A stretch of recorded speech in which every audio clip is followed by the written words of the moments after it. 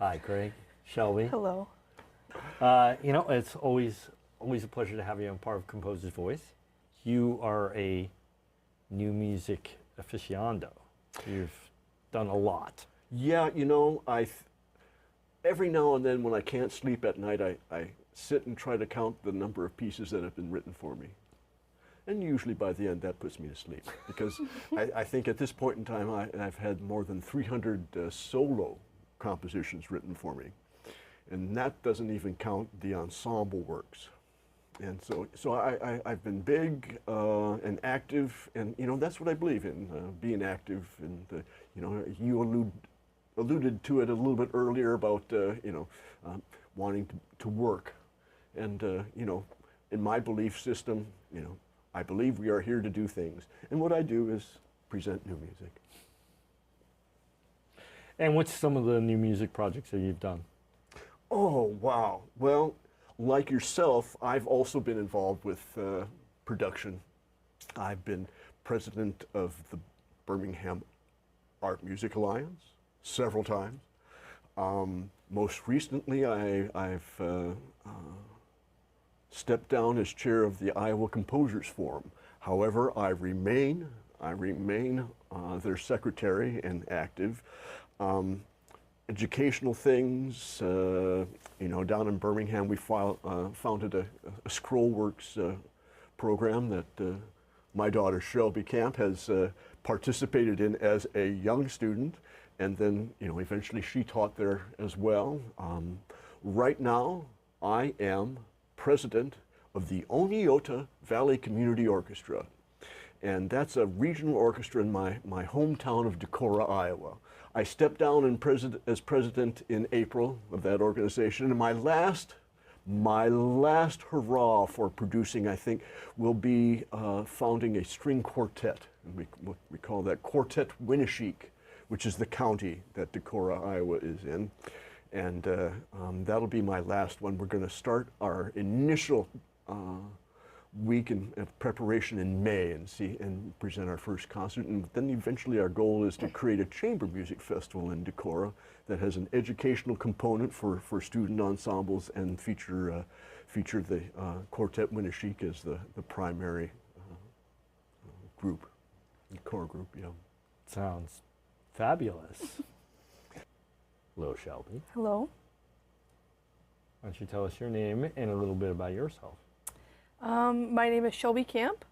I'm born and raised from Birmingham, Alabama. I'm 22 years old. I'm a sophomore at Rowan University. I'm a music performance major with a concentration in cello performance. And I love to play music. That's a little bit about me. Why the cello? Great story. I think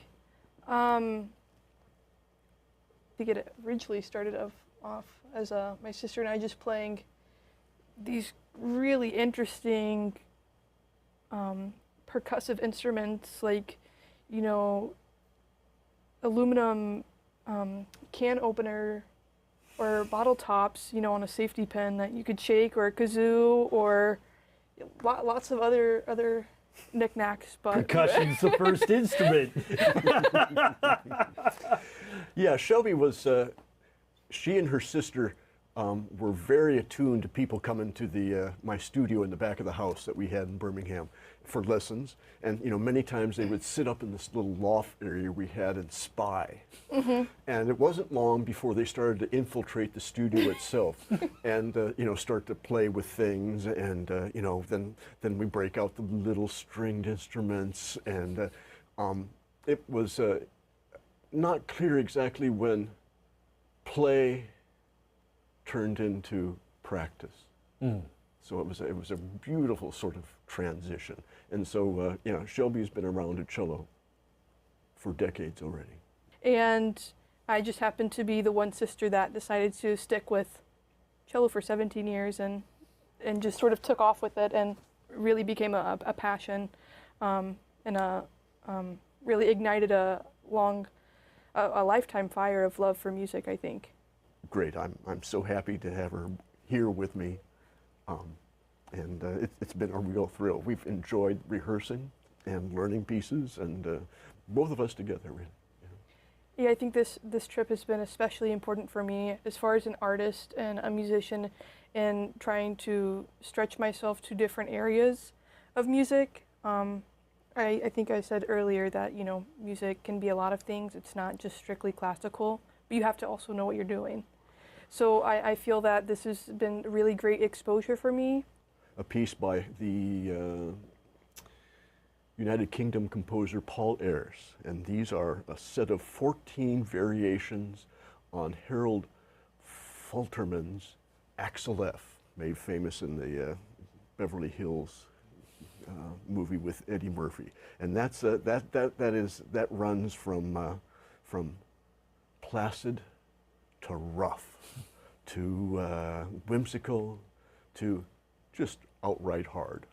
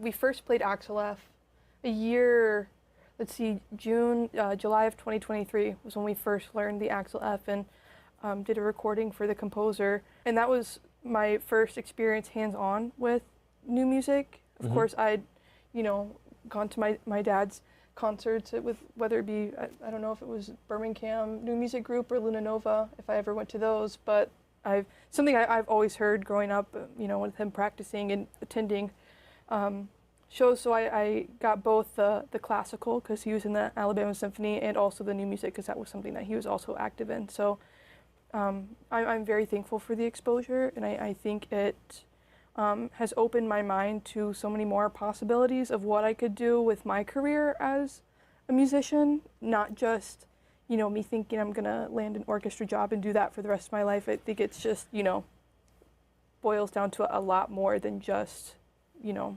what I grew up learning, Sure. Sure. Yeah, I think the sort of orchestra gig is a great one if you can get it. But it's really only a small part of like what's available out there. Right. Yeah. And so you're playing in a band? I am. So my boyfriend Gustavo Andres, we just did an arrangement of one of his pieces, Ida, today, and I, he was actually looking for a bass guitarist, and he only has people that can fill in for certain rehearsals. And I said, why don't I just sit in on a rehearsal and see if you guys, like the cello? And I think everyone was just blown away at how different the texture was, adding the cello in. So it's lead guitar, Gustavo is also on guitar, you got piano, drum set, and now cello. And everyone just loved the texture, especially, some low strings on the cello can really... Yeah, the nice thing about cello in a situation like that is not only can it serve as a bass line, but then it can also do some melody, turn up to the higher register, and be lyrical. Absolutely. Yeah. With Ida, Yeah. the Gustavo's piece, it's obviously a Latin love song. He loves writing those and trying to pull beautiful imagery and essences from different places to write the song and influence it. So this is Aira. This is a lyrical piece written by Gustavo Andres, and it is arranged by a good colleague of mine, Owen Spees.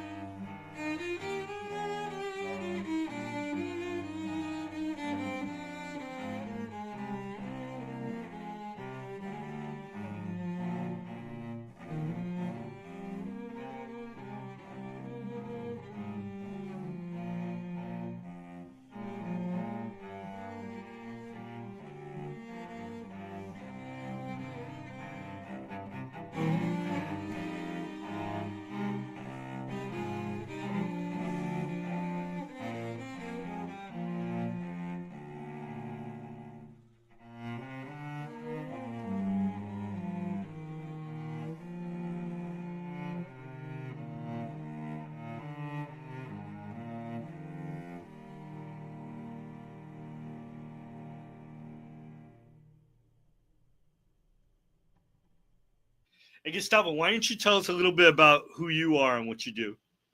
Yeah, so my name is Gustavo Andres. I am a bilingual artist I grew up in New Jersey my whole life. I come from Latin roots. My family's from Ecuador.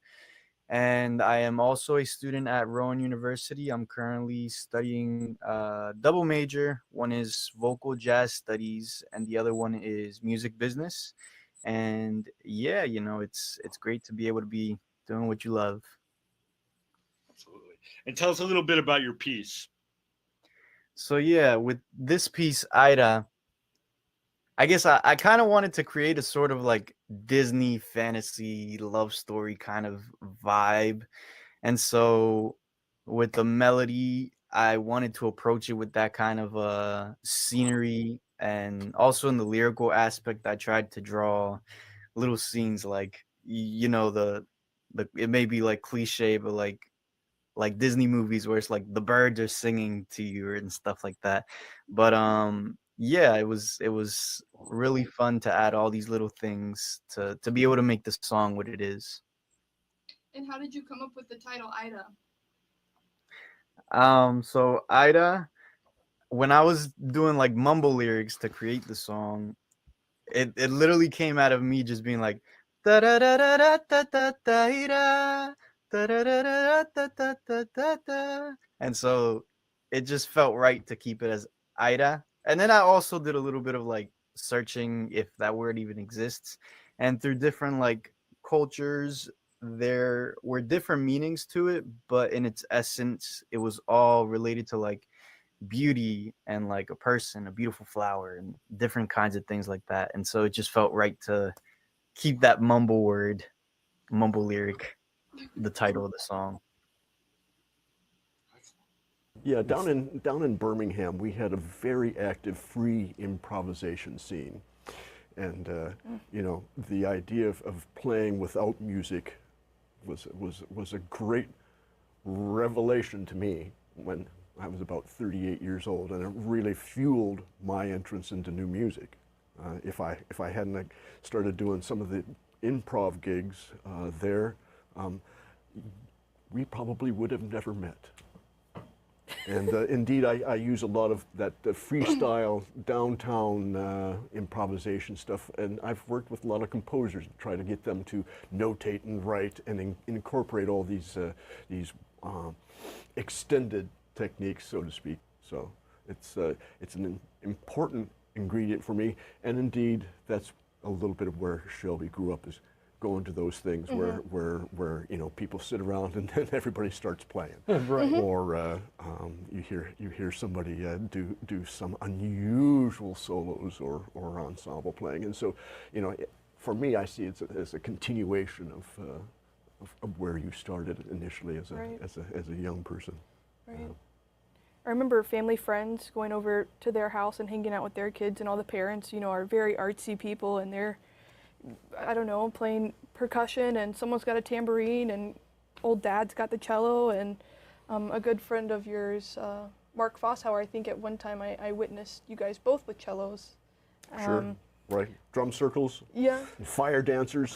Coffee shop, Crestwood Coffee. Yeah, with Davey Williams, yeah. the great electric guitar player, may he rest in peace, was part of that scene. LaDonna Smith. So, that's an important ingredient, and a seminal one for me as a player. I had the couple degrees in cello performance and all that kind of stuff, but I really did not find my voice until midlife, and it came through improvisation and learning how to play without always looking at score. And of course, I'm a good score reader, but the playing by ear is something that many classically trained string players don't have that. Right. As a skill. Yeah. Right. Yes, a piece by one of my students down in Birmingham. Mary Neal Elizabeth. She was a student at Birmingham Southern College, went on to get a master's at Florida State University, won the National Music Teachers Association Composition Award, I think in 2012 or so. And so she has a piece that she wrote in school called Strangers, and it's about a couple of her friends, and it's also 3 relatively short and concise movements.